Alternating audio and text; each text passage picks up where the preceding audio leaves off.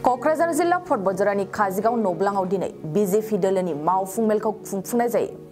बतझरा महकुमानि सिङाव थानाय काजिगावनि नब्लाङाव दिनै नैथि खेब बतझरा मण्डलनि मावफुं मेलखौ खुंफुंनाय जायो। बे मावफुं मेल खुंनायनि सायावनो क'क्राझार जिल्ला बीजेपीनि आफादगिरि राजकुमार ब्रह्मआ खौरांगिरिनि गेजेरजों मा फोरमायदों फैया बुं बाथ्राखौ मिथिना लानि। सिगाङावनो नोंसोर मिडियानि साफ्रोमबो मिडियानि मानसिफोरखौ आं साबायखर बावो आरो दिनै जोंहा बतझरा मण्डल एक्जिकिउटिभ मिटिं बाहाय जों सांगठनिक रायलायलायनाय जायो। परबर्ती खालाव जों बोरै संगठनखौ दैदेनलांनो आरो संगठनखौ मजबुत खालामनायनि सायाव रायलायनाय जायो। जोंनि एक बोसोराव जा मावदों बिनि सायाव आलोचना ओमफ्राय जोंनि लक्ष्य उद्देश्य पार्टीनि संगठन बेखिनिखौ रायलायनाय जायो आरो मजबुत खालामना जोङो फैगौ इलेक्शनाव दा जोंहा 24आव लकसभा दं MP इलेक्शन, 25आव जोंहा BTC इलेक्शन दं आरो 26आवबो जोंहा विधानसभा इलेक्शन दं। बेफोरनि थाखाय जोङो संगठनखौ प्रिपेरेसनाव लांनो थाखायनो जि आलोचना खालामनाय जादों आरो जों बोरै मावलांनांगौ मा लेभेलसिम बेखौ सावरायनाय। फैबाय थानाय समाव मा रायजोफोरनि थाखाय माबायदि खामानि मावनो साखाफारा जानानै दं?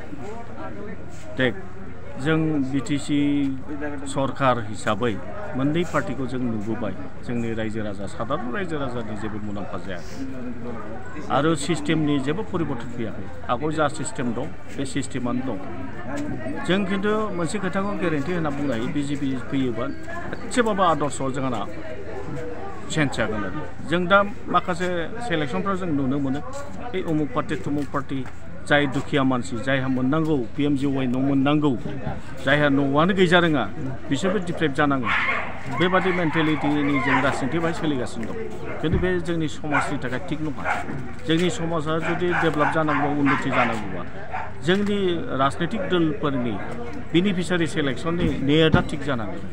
जोङो दुखिया हिसाबै लानांगोन, बाहाय खुनु पार्टी फिलिंसआव लानो नाङा। बेबादि आइडिय'लजिखौ जोङो दस्रायाव मोनाखै।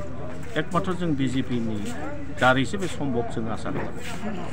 नैबे बतझराया मोनसे गोग्लैसोनाय जायगा, बिनि बागै नोंथांमोननि पार्टिया बाव देरहायोबा माबाफोर मावनो थाखाय थिरांथा लागोन? निश्चय रिसेन्टलि दा रेलवे डिपार्टमेन्टनिफ्राय माने वर्ल्ड क्लास रेलवे स्टेशननि थाखाय गौरिपुरखौ लानाय जादों। रुपसिबोथ' लाखाबायानो, रुपसि एयारपर्टआबो बाहायनो जाबाय आरो नै दाख्लैसो एजुकेशन डिपार्टमेन्टनिफ्राय मोनसे हस्टेलनि थाखाय 1 करोड़ टाका होदों।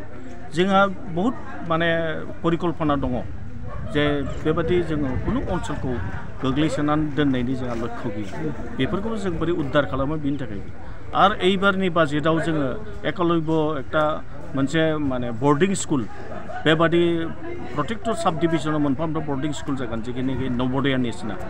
नवोदयायाव जेरखम दुखिया गथ'फ्रा एसे क्वालिफाइड माने मोजां शिक्षाफ्राव मोजां मानसिफ्रा बिना फैसायै फरायनो मोनो। बे एकलव्य बिद्यालयावबो बिना फैसायै मोनगोन आरो बर्डिं स्कुल जागोन, बाहाय मोजां क्लसिं मोनगोन। बेफोरबादिखौबो जों बाहाय परिकल्पना खालामगासिनो दं आरो बतझरावबो मोनसे मोनगोन बेबादि स्कुल।